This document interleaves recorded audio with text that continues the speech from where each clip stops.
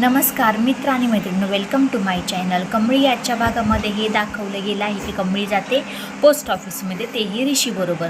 ते दोघेजणी पोस्ट ऑफिसमध्ये गेल्यानंतर जे काही जुने कागदपत्र असतात ते सगळे काही ते चालतात, पण त्याच्यामध्ये त्यांना एक मोठा सुगावा म्हणजे ती एक डायरी सापडली तर ते अशा अवस्थेमध्ये सापडते, पूर्ण अशी फाटलेली वगैरे असते. त्याची काही पानं एकदम नाहीशी झालेली असतात. तिला कळूनसुद्धा चुकत नाही की नक्की ह्या पानांमध्ये नक्की मध्ये काय लिहिलं होतं ते काहीसुद्धा तिला कळत नसतं. पुन्हा एकदा ती ऋषीला म्हणते, ऋषी सर, खरंच आपण ह्या पोस्ट ऑफिसमध्ये आलो आहे तर खरं आपल्याला पुरावा तर सापडला हाती, पण काय करणार? हा असा पुरावा, अर्धवट पुरावा काय करणार आहोत आपण? तोपर्यंत त्या पोस्ट ऑफिसमध्ये जुने एक काका होते पहिले. तिथे ते पोस्ट म्हणजे पत्र वगैरे घरोघरी जाऊन ते वाटत असायचे. त्या काकांना ते विचारते की फोटो दाखवून की आमच्या आबांना तुम्ही ओळखता का? ते काका म्हणतात, हो ग बाय, हे तर तुझे आबा आहेत ना. असं काही म्हटल्यानंतर हो, ह्यांच्याबद्दल थोडीशी मला माहिती पाहिजे होती. पोस्ट ऑफिसमध्ये ते यायचे रोज असे पत्र टाकायला. तोपर्यंत ते काका म्हणतात, हो ग, येत होते, माहिती आहे मला, चांगलंच ओळखतो ह्यांना, खूप चांगला माणूस होता, पण त्यांच्याबरोबर जे काही झालं ते खूप वाईट झालं, मला जरा दुःखच आहे. कमळी म्हणते, हो खरंच तुमचंही बरोबर आहे, पण काय करणार आता? पण मला एक गोष्ट जाणून घ्यायची आहे की काका, की आमचे आबा येत होते ना, ते कोणत्या गावाला पत्र लिहित होते आणि कोणासाठी पत्र लिहायचे? तोपर्यंत ते काका म्हणतात, अगं बाय, ते मला काही माहीत नाही ग, कोणासाठी लिहित होते ते मी काही ते सांगू शकत नाही. आणि तुला एक गोष्ट सांगू का, खरं तर ना तिथे एक माझ्यापेक्षा मोठे साहेब होते. त्यांच्याबरोबर ते खूप छान प्रकारे असे बोलायचे, बसायचे, उठायचे आणि सगळं काही त्यांच्याबरोबर शेअर करायचे. तू ह्या पत्त्यावरती जा आणि त्या साहेबांना, मोठ्या साहेबांना भेट, कारण की माझ्यापेक्षाही खूप त्यांचं वय झालं आहे. तिथे तू जा, तिथे गेल्यानंतर ना तुला कळेल की नक्की ह्या पत्राच्या मागचं नक्की म्हणतात ना काय राज आहे ते. तोपर्यंत कमळी आणि ऋषी तिथे जातात. तिथे गेल्याच्या नंतर त्यांना म्हणतात की अहो काका, आम्ही ह्या गावावरून आलो आणि ते दोघे आपली स्वतःची ओळख करून देतात. ओळख करून दिल्यानंतर ऋषी आणि कमळी म्हणतात की आम्हाला तुमच्याकडून एक गोष्ट माहिती करून घ्यायची आहे.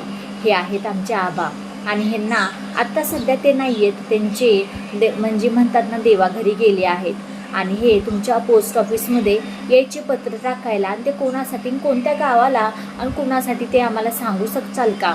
तो पण ते म्हणतात की अगं बघू दाखव. फोटो वगैरे मोबाईलवरती ऋषीच्या बघतात तर म्हणतात, अगं मला ना आता वयानुसार काही चांगलं दिसत नाही बरं का, आणि मी काही सांगूही शकत नाही नक्की काय.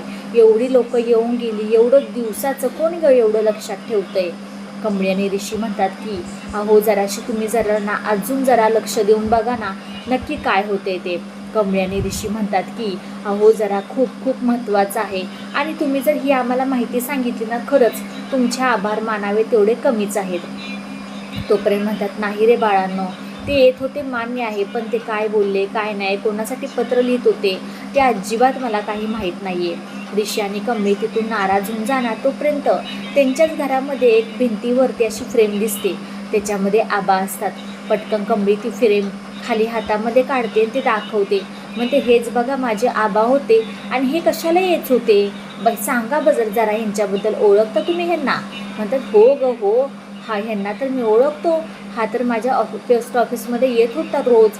आणि मला एक गोष्ट सांगू का, त्या वळंबी एक गाव होतं, त्या गावामध्ये तो पत्र पाठवायचा, आणि ते कोणासाठी पाठवायचं ते काही मला माहीत नाही आहे, फक्त त्या गावाचं नाव मी सांगू शकतो. कमळी आणि ऋषी म्हणतात, खरंच एवढं जरी तुम्ही आम्हाला सांगितलं ना, एवढं जरी सांगितलं ना, खूप महत्त्वाची गोष्ट आहे, कारण की एवढ्यानुसारच आम्हाला कळेल की नक्की पुढे काय करायचं आहे ते. ऋषी आणि कमळी तिथून जातात आणि म्हणतात की खरंच आपल्याला त्या गावी गेलं पाहिजे, आणि तिथे गेल्याच्या नंतरच आई आणि आबांचं सत्य आपल्याला माहीत पडेल. हे सगळं काही सत्य आपण तिथे गेल्याच्या नंतरच कळणार आहे. निग्गी आणि बंड्या म्हणतात की अगं कमळे, आपण तिथे गेल्याच्या नंतरच कसं कळू शकल, कारण की आबा तिथे राहत होते का नव्हते, एखादे त्यांचा मित्रसुद्धा असू शकतं ना काय, कारण की आबांचं काहीतरी रहस्य तिथं असणार आहे. आणि इकडे दुसरीकडे असं काही असतं की अन्नपूर्णा राजन त्याच गावी जायला निघतात, आणि राजन म्हणतो, खरंच ह्याच गावची ना माझी खूप जुनी आठवण आहे आई, मी सांगूही शकत नाही की, कारण आबा, गौरी आणि तुझी मोठी नात ह्याच ठिकाणी होते ग ते तिघेजणी, आणि खरंच तो क्षण ना मी अजिबात काही विसरू शकत नाही. पण ना ह्यो काही कामिनीचा गुंडा असतो तो अन्नपूर्ण राजन कुठं निघालंय ते सांगायला कामिनीला पटकन फोन करतो.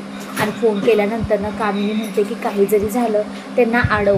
तो म्हणतो नाही, आता ते शक्य होऊ शकत नाही, ते खूप म्हणजे खूप लांब गेले आहे, त्या गावाकडे निघाले आहेत, आता सध्या ते इथे नाही आहेत, कमळीच्या घरीसुद्धा नाही आहेत. कामिनी म्हणते ठेव फोन, तुझा काही उपयोग नाही. कामिनी रातभर ह्या कुशूने त्या कुशू करत असते. तिला अजिबात झोपसुद्धा लागत नसते की आता पुढे जाऊन काय होणार आहे. अन्नपूर्णा राजन म्हणतात की अरे आपल्याला इथे पोचेपर्यंत ना रात्र झाली आहे राजन, आणि आपण ना इथून ना आपण सकाळी भेटू. इथं आपल्याला काही कोणी ओळखत नाही, काही दिसतसुद्धा नाही आहे. आपण एखाद्या हॉटेलमध्ये थांबूया आणि उद्या सकाळी इथली चौकशी करूया. आणि एक गोष्ट सांगू का राजन तुला, मला ना सध्या ना कमळीची माझी खूप काळजी वाटते. मला तिच्याशी भेटायचं आहे, बोलायचं आहे. आता सध्या मी तिच्याशी व्यवस्थित बोललीसुद्धा नाही आहे, कारण की त्याच गावी दोघेही यायला निघालेले असतात. कमळी आणि राजन एकाच ठिकाणी येणार का? सत्याचा उलगडा होईल का तिथे गेल्यानंतरनं? व्हिडिओ शेवटपर्यंत पाहिल्याबद्दल खूप सारे मनापासून धन्यवाद. आवडल्यास लाईक, शेअर, सबस्क्राईब करायला अजिबात विसरू नका. आणि हो, आपले शॉर्ट्स व्हिडिओही याला त्यालाही तुम्ही लाईक, शेअर, सबस्क्राईब करा. बाय बाय सगळ्यांना.